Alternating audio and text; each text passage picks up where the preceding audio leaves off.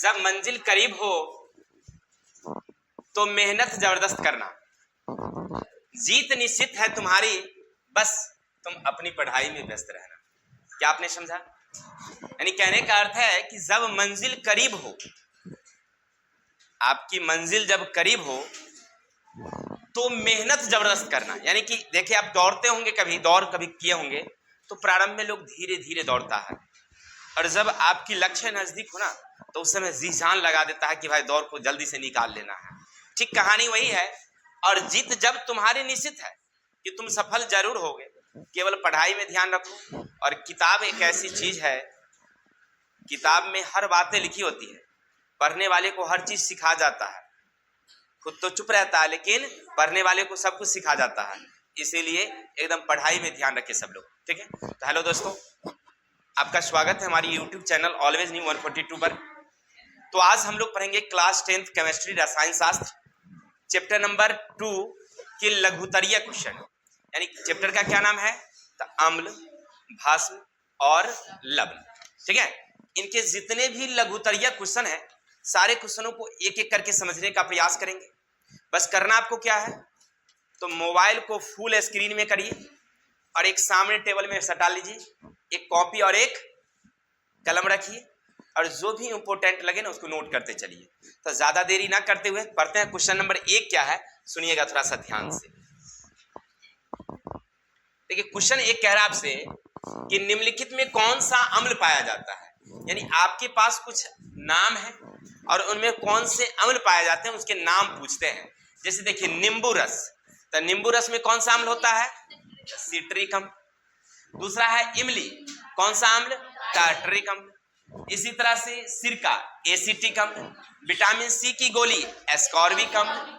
तथा दही यानी खट्टा दूध, दही बोलिए, या लैक्टिक अम्ल। बस परीक्षा में पूछता कैसे, ऐसे नहीं पूछता है, वहां ऑब्जेक्टिव में पूछेगा सेब में कौन से अम्ल पाए जाते हैं। 4 ऑप्शन रहेगा, उसमें से एक ऑप्शन होगा मैलिक अम्ल, टिक लगाना।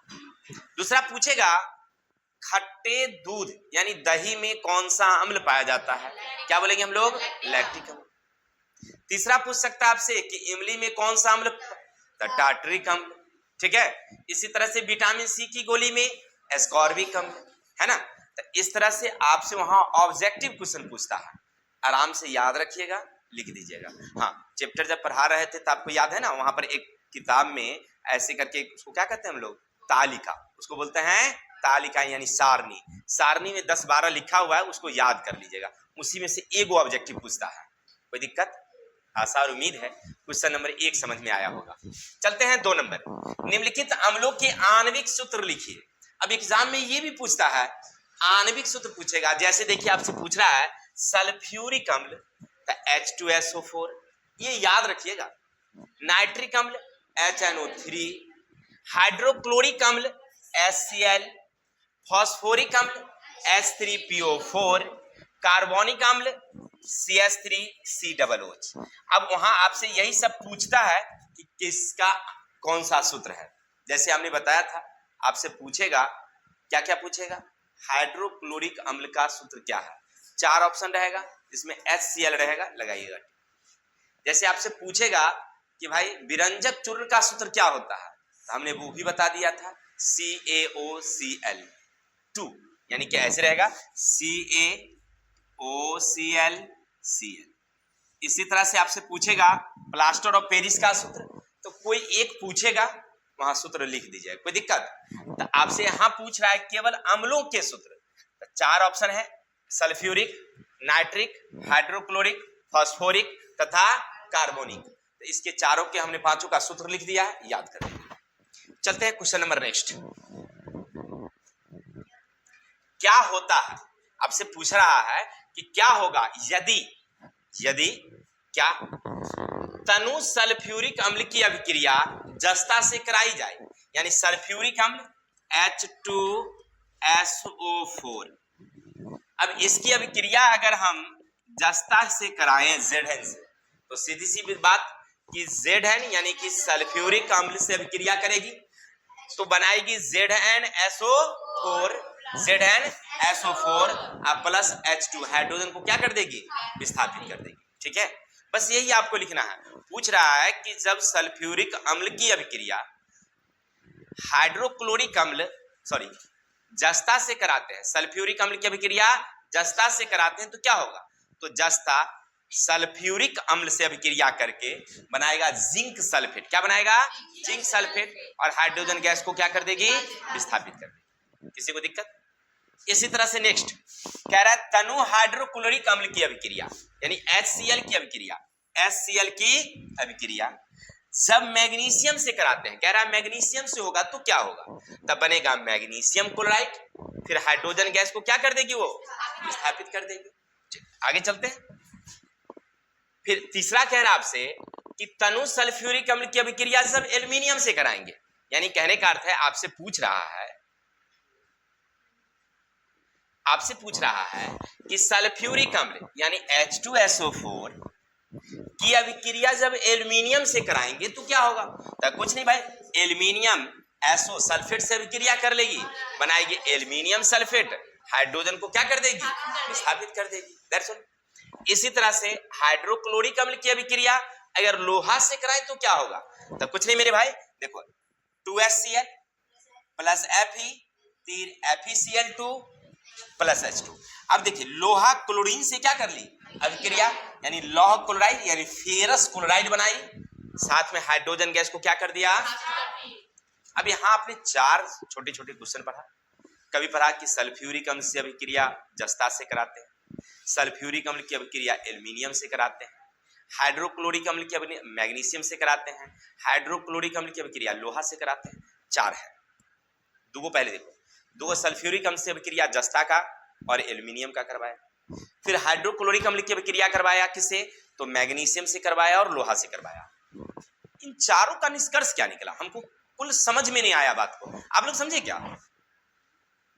हमको ये समझ में आया, वो कह रहा है कि अगर कोई अम्ल धातु से अभिक्रिया करेगी तो क्या होगा, यही कह रहा था। क्वेश्चन पूरा निचोड़ क्या निकाला, कोई अम्ल अगर धातु से अभिक्रिया करे तो क्या होगा, सीधी सी बात, हाइड्रोजन गैस उत्पन्न होती है। तो सब में देखो, गौर करके देखो, hydrogen gas hydrogen gas hydrogen gas उत्पन्न हो रहा है। चारों देखो HCl H2SO4 HCl, ये सब क्या है, एक प्रकार का अम्ल है। अब इधर देखो, लोहा धातु है, एल्यूमिनियम धातु है, मैग्नीशियम धातु है, जस्ता धातु है, यानी चारों निष्कर्ष क्या निकाला कि जब कोई अम्ल किससे अभिक्रिया करेगी, धातु से अभिक्रिया करेगी तो हाइड्रोजन गैस उत्पन्न करती है। That's all. समझ में आ गई बात? अब अगर परीक्षा में ये ना भी रहे मेरे भाई, कोई दिक्कत नहीं है, ध्यान एक बात रखना कि कोई अम्ल होगा और कोई धातु होगा, अभिक्रिया करेगा, अंतिम में लिखना हाइड्रोजन गैस उत्पन्न होगा। यही तुमसे पूछ रहा था, किसी को दिक्कत समझने में?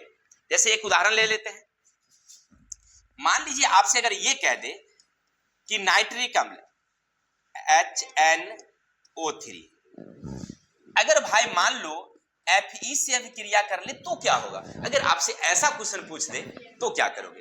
कुछ नहीं करना मेरे भाई, इसका मतलब है कि ये इससे अभिक्रिया कर रहा है, FeNO3 प्लस H2, यानी यहां 2 H2। किसी को दिक्कत समझ में आई बातें?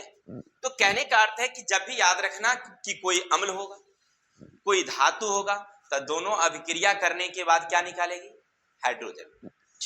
तो आशा है आपको क्वेश्चन नंबर 3 समझने में बखूबी समझ में आया होगा। चलते हैं क्वेश्चन नंबर 4 क्या कहता, सुना कौन? एसिटिक अम्ल एक दुर्बल अम्ल है, अमोनिया एक दुर्बल भस्म है। यहाँ दुर्बल शब्द का क्या मतलब होता है, देखो ये तो बोलचाल की भाषा में हम लोग पढ़ते हैं, दुर्बल का मतलब होता है कमजोर। दुर्बल का मतलब क्या होता है, कमजोर। जब कोई बच्चा कोई मवेशी शरीर से अगर पतला दुबला हो, इसका मतलब है कि उसमें काम करने की क्षमता कम होगी, तो हम कहते हैं कि ये दुर्बल है, कमजोर है कि नहीं? अब अपनी क्लास में भी एक लड़की है, बहुत कमजोर है, उसको दुर्बल लोग कह रहा है, नहीं कह रहा, इसकी मम्मी पापा यही बात कह रहे हैं। तो कहने का अर्थ है कि दुर्बल का मतलब समझ गए ना, कमजोर। अब यहां पर देखिए, एक एसिटिक अम्ल एक दुर्बल अम्ल है और अमोनिया एक दुर्बल भस्म है, तो दुर्बल का मतलब हुआ कमजोर। आप ऐसे लिखिएगा, लिखिएगा दुर्बल का अर्थ होता है कमजोर, यानी काम करने की क्षमता कम, चाहे वो अम्ल हो या भस्म हो। जब जल में उसे हम घुलाएंगे तो वह पूर्णतः आयनित नहीं होगी और ना तो हाइड्रोजन गैस देगी ना ही हाइड्रोक्साइड गैस देगी। कोई दिक्कत? दुर्बल का क्या मतलब? कमजोर। जल में घुलाएंगे तो पूर्णतः आयनित नहीं होगी और ना ही हाइड्रोजन गैस देगी और ना ही हाइड्रोक्साइड देगी, क्योंकि अम्ल है तो हाइड्रोजन देगी और भस्म है तो हाइड्रोक्साइड देगी। तो दुर्बल का मतलब समझ गए ना? किसी को डाउट? चलिए आप लिखेंगे कैसे? लिखेगा यहाँ दुर्बल का अर्थ होता है कमजोर, अर्थात उनमें काम करने की शक्ति कम होती है। जब उसे हम जल में घुलाते हैं तो वह पूर्ण रूप से आयनित नहीं होती है, यानी अंशतः ही घुलती है, पूरा पूरा वह नहीं घुल पाती है। अर्थात अगर अम्ल है तो हाइड्रोजन उत्पन्न नहीं करेगी, भस्म है तो हाइड्रोक्साइड आयन उत्पन्न। आशा और उम्मीद है क्वेश्चन समझ में आया होगा। चलते हैं क्वेश्चन नंबर आगे क्या कहता है। परबल अम्ल और सांद्र अम्ल में भेद बताइए। देखिए आपसे क्वेश्चन क्या कहा, परबल अम्ल और सांद्र अम्ल। अब दोनों दो चीज है, देखो गौर करो। आपसे क्या कहा, परबल अम्ल और सांद्र अम्ल, दोनों दो बातें हैं, दोनों अम्ल ही है, लेकिन परबल का मतलब होता है जो जिसमें ज्यादा ताकत हो, और सांद्र का मतलब हो कि मात्रा ज्यादा हो। देखिए दोनों दो गुण हैं, दोनों बातें हैं, ऐसे समझिए। परबल का मतलब हुआ कि जिसमें पावर ज्यादा हो। अब एक उदाहरण लीजिए, आपके पास हम देते हैं अम्ल ही देते हैं, एक देते हैं HCl, एक देते हैं H2SO4, एक देते हैं नाइट्रिक अम्ल, है ना। अब इसी तरह से कार्बोक्सिल अम्ल CH3COOH। अब इसमें सबसे ज्यादा पावरफुल कौन होगा? अगर 1 लीटर आपको ईवी दिए, 1 लीटर ईवी दिए हैं, 1 लीटर ईवी दिए हैं, 1 लीटर ईवी दिए हैं, तो सबसे ज्यादा पावरफुल होगा आपको H2SO4। यानी 1 लीटर है, मान लीजिए अगर, या 10-10 बूंद ही आप लीजिए भाई, 10-10 बूंद आप अपने हथेली पर गिराइए तो सबसे ज्यादा जलन कौन देगी आपको? H2SO4। यानी कहने का अर्थ है कि इसका पावर ज्यादा है, इसमें काम करने की क्षमता कम है, उससे भी कम इसमें है, उससे भी कम इसमें है। समझ में आई बात है? तब परबल का मतलब होता है उसकी शक्ति। ठीक है, अब चलिए, अब सांद्र का मतलब हुआ कि 1 बिलियन है जिनमें पानिया फेंटा हुआ है, तो अम्ल ज्यादा है और पानी कम है। जैसे एक 10 लीटर का मान लीजिए 1 बिलियन है, जिसमें 9 लीटर अम्ल है एसिड, प्लस 1 लीटर क्या है? वाटर है। तो ऐसा को कहेंगे हम लोग सांद्र। ठीक है, तनु और सांद्र हम लोग पढ़े थे, याद है ना। तनु का मतलब हुआ है 9 लीटर पानी 1 लीटर अम्ल। सांद्र का मतलब बताए थे कि 9 लीटर अम्ल 1 लीटर पानी। ठीक है ना। अब क्लियर हो गया होगा आप लोगों को कि वहां कह रहा था आपसे परबल अम्ल और सांद्र अम्ल क्या है। तो आप लिखिएगा कैसे? परबल अम्ल लिख के परिभाषा लिखिएगा, वैसे अम्ल जिनमें काम करने की क्षमता ज्यादा हो, जल में घुलाएंगे तो वह पूर्ण रूप से आयनित होगी और हाइड्रोजन गैस उत्पन्न करेगी, उसको कहेंगे हम लोग परबल अम्ल। दूसरा, सांद्र अम्ल लिखेंगे वैसा विलयन, क्या लिखेंगे? वैसा विलयन जिसमें अम्ल की मात्रा ज्यादा होगी और जल की मात्रा कम होगी, तो उसको बोलेंगे हम लोग सांद्र। किसी को दिक्कत? बस दोनों का परिभाषा लिखना है। इसी तरह से आगे देखो, परबल भस्म और दुर्बल भस्म। अब देखिए यहां पर सांद्र नहीं कहा, तनु नहीं कहा, परबल और दुर्बल दोनों का परिभाषा लिखना है। तो लिखना परबल भस्म तीर, लिखना वैसे भस्म जो पूर्ण रूप से आयनित होते हैं, जल में घुलने पर पूर्ण रूप से आयनित होते हैं और हाइड्रोक्साइड आयन देता है। भस्म रहेगा तो हाइड्रोक्साइड यानी OH, अम्ल रहेगा तो केवल H यानी हाइड्रोजन। ठीक है ना। तब परबल कहेगा चाहे कुछ कहे, भस्म कहे चाहे अम्ल कहे, तो लिखेंगे जल में जब घुलेगी तब पूर्ण रूप से आयनित होगी। अब वहां पर अम्ल रहेगा तो लिखना हाइड्रोजन आयन देगी, अब भस्म कह रहा तो लिखना हाइड्रोक्साइड आयन देगी। अब दुर्बल भस्म, वैसे भस्म जो जल में पूर्णतः आयनित नहीं होती और घुलने पर हाइड्रोक्साइड आयन नहीं देती। ठीक है, चलिए इतना क्लियर हो गया ना। तो हम पढ़ रहे थे दुर्बल भस्म, परबल भस्म, दुर्बल अम्ल, परबल अम्ल, सांद्र, तनु इत्यादि। कोई दिक्कत? आगे चलते हैं। क्वेश्चन नंबर 6 क्या कहता है, देखो बड़ा गौर से सुनना क्वेश्चन को। दोनों बातें कह रहा है। कार्बोनेट का उदासीनीकरण ऑक्साइड तथा हाइड्रोक्साइड की उदासीनीकरण से भिन्न है कैसे? गौर करना, यहां कह रहा आपसे कार्बोनेट का उदासीनीकरण ऑक्साइड तथा हाइड्रोक्साइड की उदासीनीकरण से किस प्रकार भिन्न है। तो देखिए, उदासीनीकरण का मतलब हम लोग क्या पढ़े थे कि जब कोई अम्ल जब भस्म से अभिक्रिया करती है तो लवण और जल बनाती है, तो उसको उदासीनीकरण कहते हैं। अब कार्बोनेट के उदासीनीकरण में कार्बन डाइऑक्साइड गैस मुक्त होगा। कार्बोनेट का अगर उदासीनीकरण करेंगे तो क्या उत्पन्न होगा? Carbon dioxide gas. जबकि हाइड्रोक्साइड के उदासीनीकरण में क्या उत्पन्न होगा? ऑक्सीजन गैस उत्पन्न होगा। अंतर समझ गए? देखिए क्वेश्चन क्या कहा आपसे, कार्बोनेट का उदासीनीकरण, तो इसका जब उदासीनीकरण करेंगे तो क्या मिलेगा मुझे? Carbon dioxide. जबकि हाइड्रोक्साइड का उदासीनीकरण करेंगे तो क्या मिलेगा हमें? ऑक्सीजन गैस मिलेगा। अंतर इतना ही है, ठीक है, कोई दिक्कत? फिर समझिए, कार्बोनेट का उदासीनीकरण करेंगे तो क्या मिलेगा मुझे? ठीक। हाइड्रोक्साइड का उदासीनीकरण करेंगे तो क्या मिलेगा? ऑक्सीजन। अब आपके दिमाग में आता होगा भाई कार्बोनेट का उदासीनीकरण तो हम पढ़े ही नहीं। पढ़े तो जरूर होंगे, ध्यान में नहीं आ रहा है। आपको पढ़ाए थे सोडियम बाइकार्बोनेट या सोडियम कार्बोनेट Na2CO3 की अभिक्रिया हमने HCl से किया था, नहीं किया था? तब बना था क्या? सोडियम क्लोराइड NaCl, नहीं पढ़ा?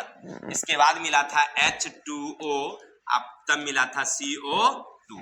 ये CO2 जो मिलता है ना, यही कार्बोनेट का उदासीनीकरण है, ठीक है?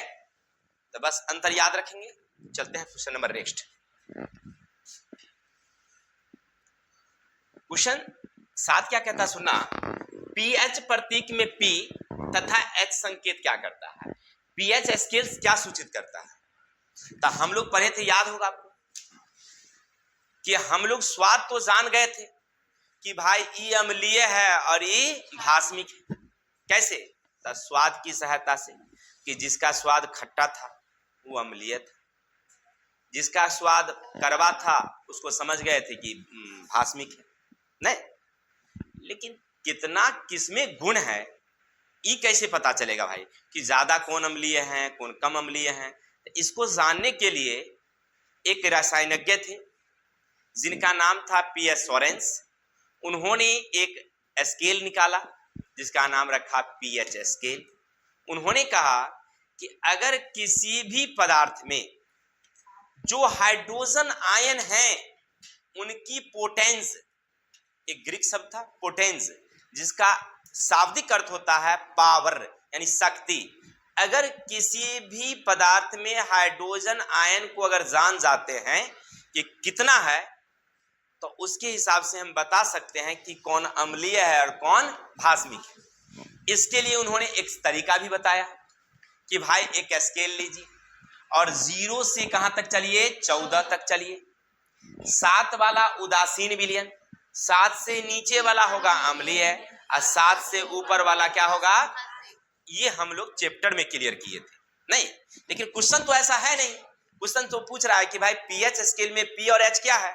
तो लिखना तुम क्या लिखना? पीएच स्केल में P का अर्थ होता है पोटेंस, जिसका शाब्दिक अर्थ होता है पावर यानी शक्ति, और H का अर्थ होता है हाइड्रोजन, अर्थात किसी भी पदार्थ में जो हाइड्रोजन आयन की सांद्रता है वो पीएच स्केल कहलाती है और ये बतलाती है कि वह अम्लीय है या भास्मिक है।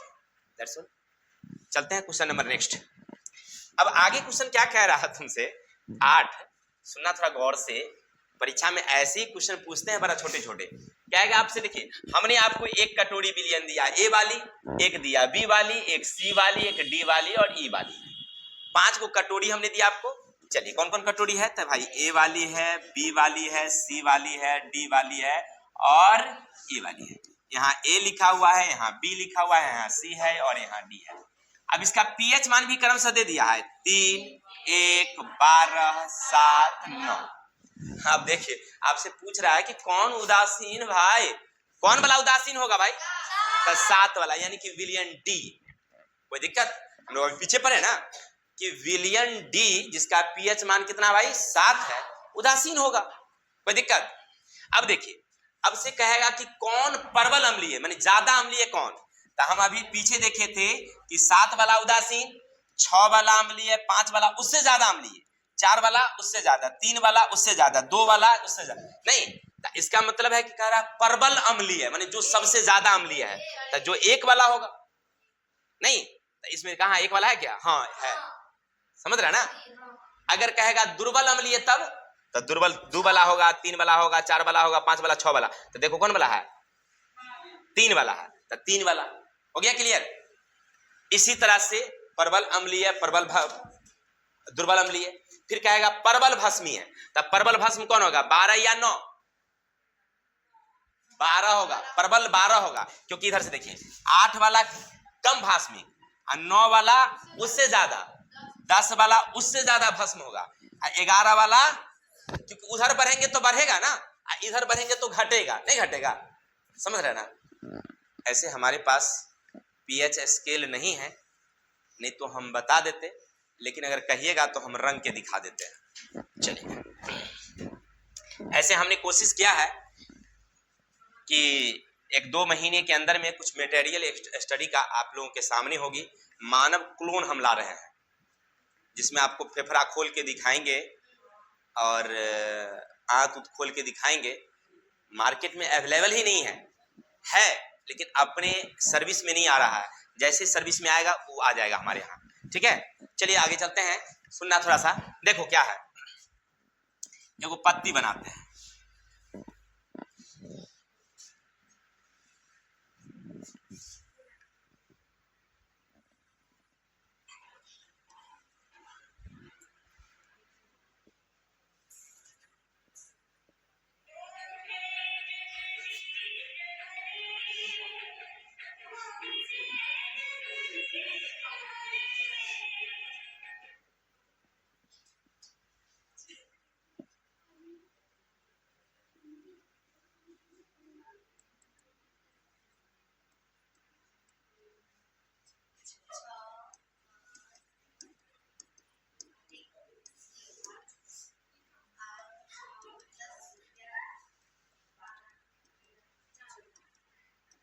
है ना।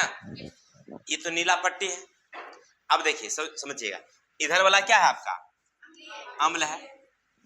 अम्ल पर अगर मान लीजिए कोई भी लिटमस पत्र, इसको समझिए एक तरह से, तो अम्ल पर अगर नीले लिटमस पत्र पर अम्ल डालेंगे तो वो कैसा हो जाएगा? लाल होगा। अब देखिए इधर आप गहरा लाल दीजिए, ठीक है। अब इसको हल्का लाल दीजिए, मान लीजिए वो एक उदाहरण के तौर पर समझा रहे हैं आपको, हो गया। देखिए ये ज्यादा लाल है, ये थोड़ा यहाँ पर ज्यादा हो गया थोड़ा सा, इसके बाद इधर कम हो गया, इधर क्या हो गया? अब देखिए ई कम है और ई क्या है? ज्यादा है। यहाँ पर ज्यादा घना है, फिर उससे ज्यादा घना यहाँ है और उससे ज्यादा घना, यानी 1 वाला ज्यादा अम्लीय होगा, एगो तरीका बताए हैं, और 3 वाला उससे कम अम्लीय होगा, 5 वाला उससे कम होगा और 6 वाला उससे भी कम होगा। अब समझ में आई बात? अब चलिए इधर में, अब देखिए इसी तरह से इसको नीले ही रहने देते हैं, लाल कर देते हैं इधर से। ये देखिए ये इसको ज्यादा सघन कर देते हैं, इसको क्या कर देंगे? कम, इससे कम कर देंगे, यहाँ पर क्या कर देंगे? कम। यानी कि ये देखिए क्योंकि ये नीला है, इसको लाल करना है, तब भस्म है, तो ये हुआ ज्यादा भास्मिक। ये क्या हुआ? ज्यादा भास्मिक, उससे कम वाला, उससे, है ना, जैसे जैसे। अब समझ में आई बातें? ऐसे होता है। किसी को दिक्कत? तो ऐसे ही होता है, स्केल में ऐसे ही रहता है। आप स्केल देखिएगा, नहीं हुआ तो सर्च करके। चलिए ये तो हम अपने हाथ से बनाए थे, थोड़ा सा गड़बड़ी हो सकता है। तो क्वेश्चन नंबर 8 समझ गए? विलियन दिया रहेगा, अम्लीय भास्मिक पूछेगा, दे देंगे। नंबर 9 क्वेश्चन कह रहा है 3 अम्लीय विलियन, XYZ का पीएच मान भी दिया हुआ है। अब देखिए एगो का 0 है, एगो का 3 है और एगो का 5 है। अब पूछ रहा है आपसे कि किस विलियन में हाइड्रोजन आयन ज्यादा होगा? भाई रे हाइड्रोजन आयन ज्यादा होगा, बताओ। देखिए 0, इसका कितना है? पावर 0, इसका कितना है? 3, इसका पावर कितना है? तो पीएच मान 5 ई है, तो हाइड्रोजन 5 को इसको ना होगा, इसको हाइड्रोजन कैगो है, इसको किसना है, ये अम्लीय ज्यादा है भास्मिक ज्यादा है, ओकरा हमरा मतलब ना है। पूछ रहा है हाइड्रोजन केकरा में ज्यादा, 5 वाला में ज्यादा है ना, कोई दिक्कत। वही पूछ रहा है किस विलियन में हाइड्रोजन आयन ज्यादा, तब विलियन 5 यानी कि Z वाला में। किस विलियन में हाइड्रोजन आयन कम होगा, तो 0 वाला में होगा। किसी को दिक्कत, समझ में आई बात। उसमें हाइड्रोजन 5 गो है, इसमें 3 गो है, इसमें 0 है। पूछ रहा है किसमें हाइड्रोजन आयन ज्यादा, तो 5 वाला में। किसमें कम, 0 वाला में यानी X वाला में। चलिए आगे क्वेश्चन नंबर 10। अच्छे फसल के लिए मिट्टी में किसान क्या मिलाता है, चूना मिलाता है। क्यों मिलाता है भाई, इसके बारे में हम लोग पढ़े थे। तो हम लोग बताए थे आपको कि अगर मिट्टी में लगातार उर्वरक प्रयोग करते हैं या अम्लीय बारिश हो जाती है, तो इससे क्या होता है ना, मिट्टी का पीएच मान जो है वो कम नहीं लगता है, 4 हो जाता है, 3 हो जाता है, तो उत्पादन कम हो जाता है।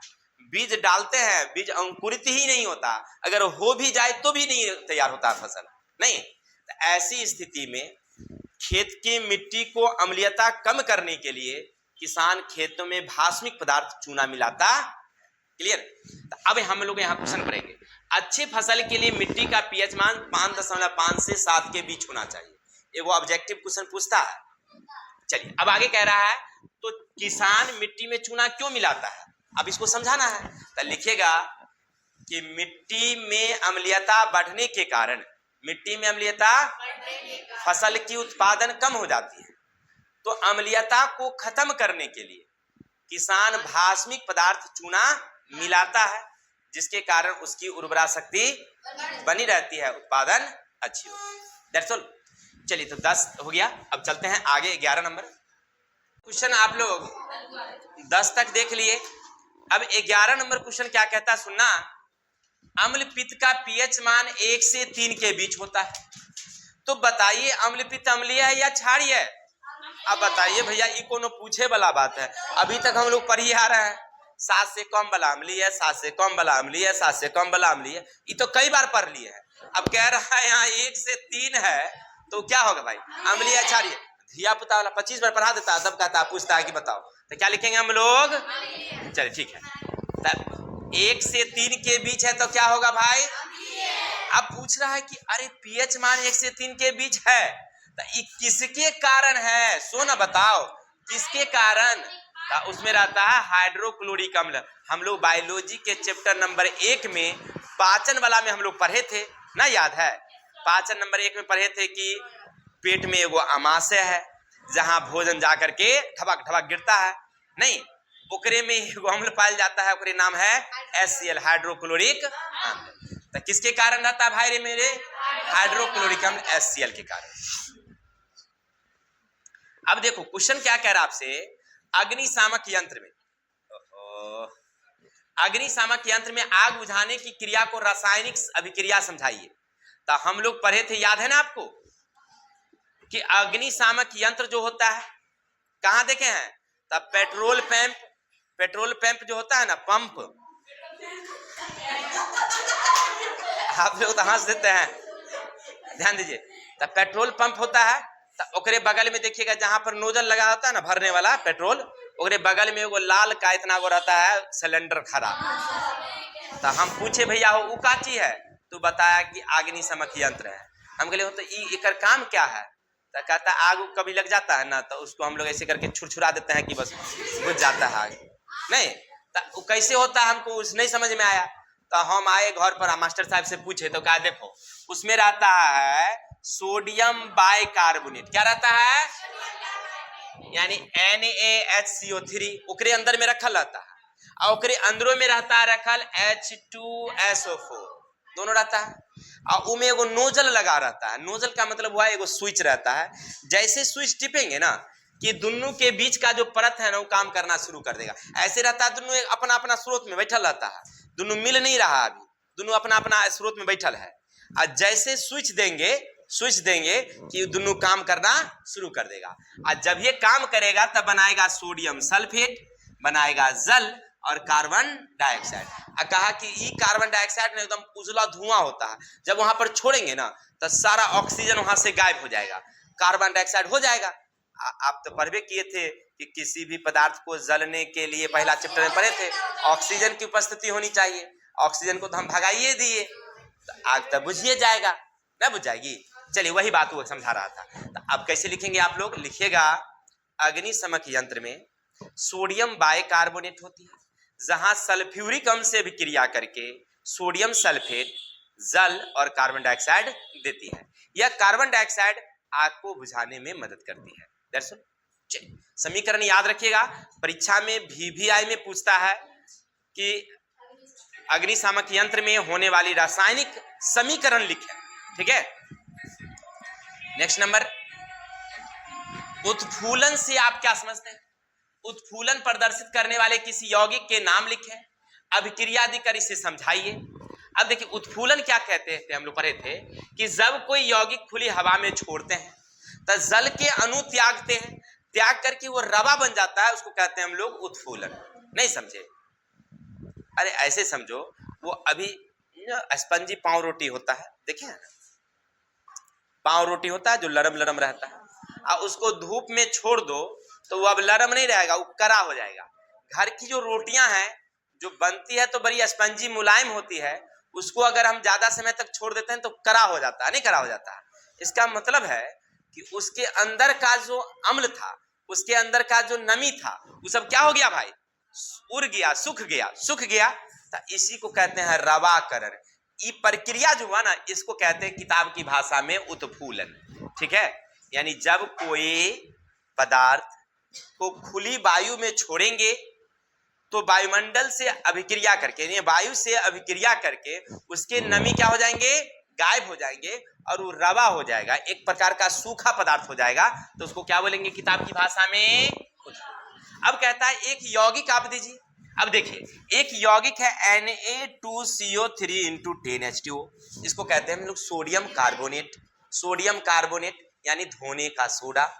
इसको जब हम लोग खुला वायु में छोड़ेंगे तो स्वाभाविक से गर्मी है, तो गर्मी में छोड़ेंगे तो बनेगा Na2CO3 H2O। नमी थोड़ा रहेगा, पूरा नहीं रहेगा, गायब हो जाएगा। गौर करके देखना, यहाँ पर जल कई लीटर? 10 लीटर। यहाँ पर कई लीटर? 1 लीटर। तो 9 लीटर कहाँ गेलो? उड़ गेलो, ना उड़ गेलो, इसका मतलब है कि सूख गेलो। ठीक है, तो उत्फूलन कहेगा तो मतलब समझ गया ना, देहाती भाषा में सूख जाना कि उत्फूलन ऐसे मत लिख देना कि सूख जाना, तो गड़बड़ा जाएगा। लिखना कि जब कोई पदार्थ को खुली वायु में छोड़ते हैं तो वायुमंडल के उष्मा से अभिक्रिया करके वो रवाकरण बनाती है, यानी रवा बन जाती है, उसके नमी गायब हो जाते हैं। ये प्रक्रिया को कहते हैं उत्फूलन। जैसे Na2CO3 × 10H2O, तीर उष्मा Na2CO3 × H2O। That's all. चलिए क्वेश्चन नंबर 13 आप लोग समझ गए होंगे, चलते हैं 14 नंबर की तरफ। तो आप लोग 13 तक क्लियर कर लिए, और 14 क्या कहता है सुनिएगा थोड़ा सा ध्यान से। कह रहा है किसी विलयन में हाइड्रोजन आयन की सांद्रता 10 के पावर -5, तो पीएच मान ज्ञात करें आप विलयन की प्रकृति। तो याद रखना जितना ऊपर में रहेगा ना पावर, तो वही पीएच मान है। तो ऊपर में 10 के पावर कितना है? इसका मतलब है कि वो 5 है पीएच मान। ठीक है ना, अगर वो रहेगा 6 तो क्या होगा? वो 8 रहेगा तो क्या होगा? ठीक है, तो 10 के पावर जो रहेगा वो हो गया उसका पीएच मान। क्लियर? 5 है पीएच मान, तो अम्लीय होगा या भास्मी? क्लियर? चलिए क्वेश्चन नंबर 15, यौगिक के संबंध उसके उपयोग से स्थापित करें। देखिए यौगिक का संबंध मिलान करने खातिर कह रहा है ना, वहां किताब में दे है एगो सोडियम कार्बोनेट। तब बताओ एक का उपयोग?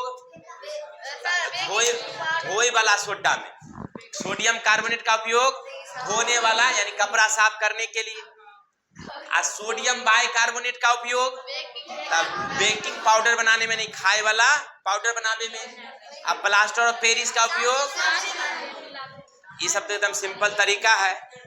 उपयोग पूछ रहा है, इसका मतलब क्या पूछ रहा है हमसे? जैसे हम लोग पढ़े थे वहां पर 5 गो लवण पढ़े थे। एगो लवण पढ़े थे सोडियम बाइकार्बोनेट, एगो पढ़े थे सोडियम कार्बोनेट, एगो पढ़े थे हम लोग विरंजक चूर्ण, एगो पढ़े थे हम लोग क्या प्लास्टर ऑफ पेरिस, एगो सबसे पहले पढ़े थे NaCl सोडियम क्लोराइड, 5 को लवण पढ़े थे। अब 5 का उपयोग भी हम लोग देखे थे। उसी में से पूछ रहा है कि सोडियम कार्बोनेट जो है उसका उपयोग कहाँ? कपड़ा साफ करने में। और सोडियम बाइकार्बोनेट का उपयोग कहाँ? तब बेकिंग पाउडर बनाने में। अब प्लास्टर ऑफ पेरिस का उपयोग कहाँ? सांचा बनाने। केकर सांचा? ठकुआ बनावे वाला ना, हो मूर्ति बनावे वाला। देखिए कह रहे वो लड़की की, जब भाई सर जी ठकुआ बनने वाला सांचा बने हैं। अरे नहीं रे भाई, चलिए अब आगे चलेंगे। लड़की लोगों को ना खाली खाही पर ध्यान रहेगा, काम धाम पर ध्यान ना। चलिए है किताब को सोडियम हाइड्रोजन कार्बोनेट को गर्म करने पर क्या प्राप्त होगा? आपसे पूछ रहा है कि सोडियम हाइड्रोजन कार्बोनेट यानी सोडियम बाइकार्बोनेट NaHCO3। अब भाई हर एक गर्म करेगा तो क्या होगा? तो सोडियम कार्बोनेट प्राप्त होगा। क्या होगा? कार्बन डाइऑक्साइड मिलेगा। That's all. सोडियम बाइकार्बोनेट को गर्म करेंगे तो क्या मिलेगा? सोडियम कार्बोनेट और कार्बन डाइऑक्साइड। किसी को दिक्कत?